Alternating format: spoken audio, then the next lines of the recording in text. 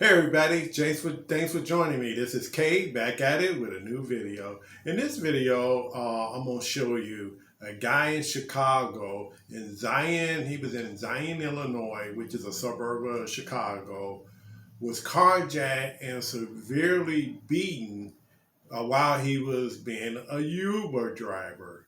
Now, this is one of the main reasons I've thought about it many times to make me some extra bucks. I want to, go out there on my own and chauffeur people around. It seemed easy enough, and in the beginning, it really was. But let's watch this video, and then we'll get back to it.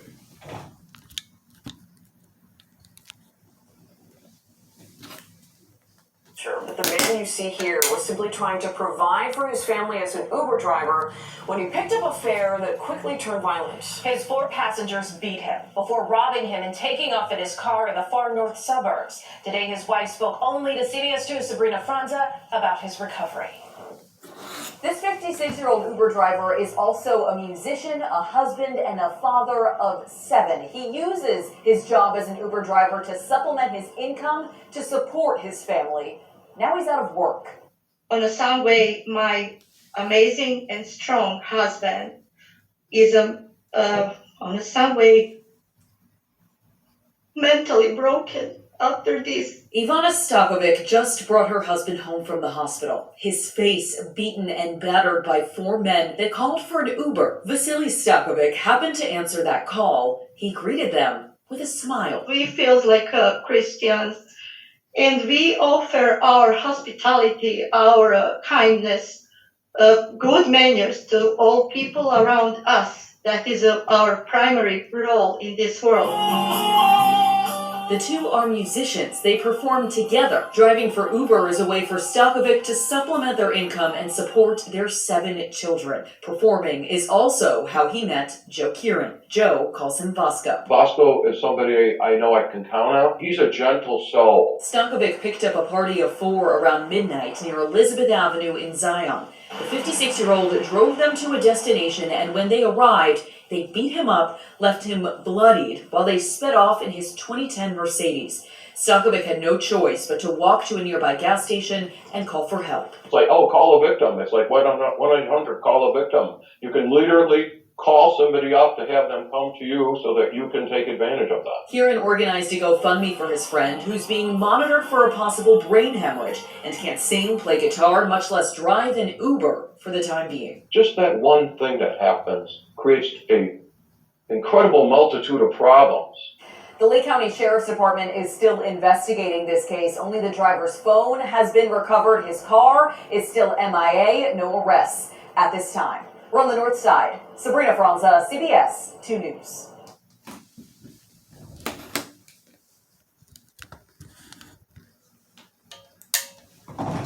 Like I was saying, let's bring in Bruce Blakeman. He's the Nassau County Executive.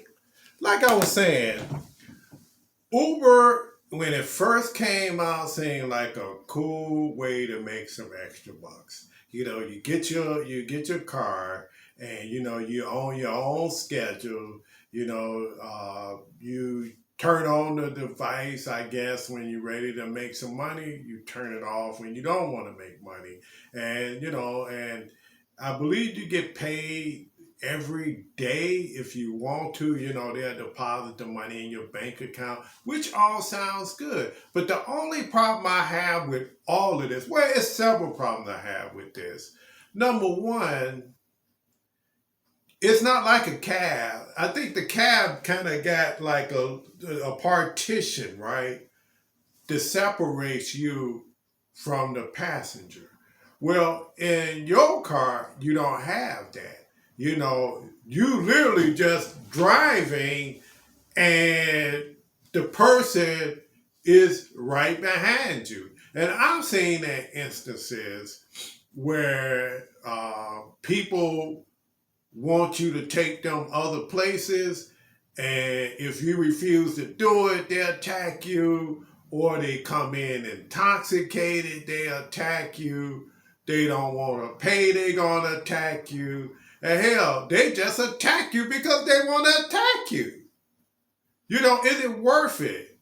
Do they get benefits like health insurance, or insurance in case they get attacked in their car? And don't forget, you're using your own car. You're burning your own gas.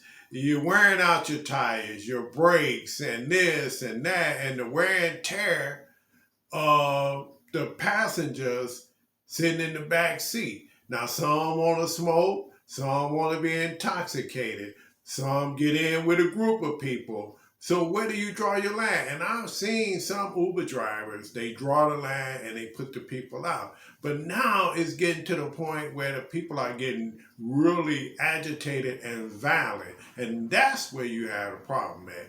This guy was just out there trying to make an honest living at 12 o'clock at night, which I would not do, and then this happens.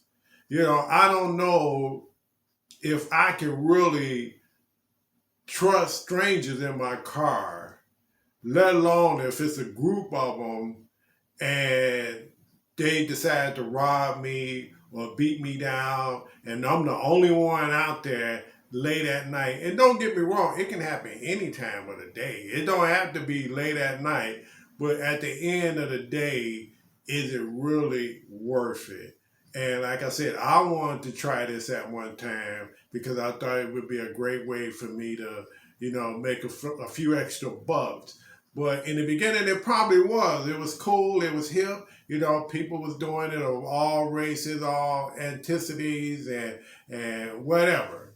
They was out there making a couple of extra bucks. But now it done got bad out there, and it's just too dangerous to be putting somebody behind you, and they can go off anytime they want to.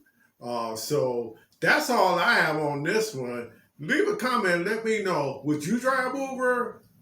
And press like if you like my video, and please subscribe. I'll see you in the next one. Take care, guys.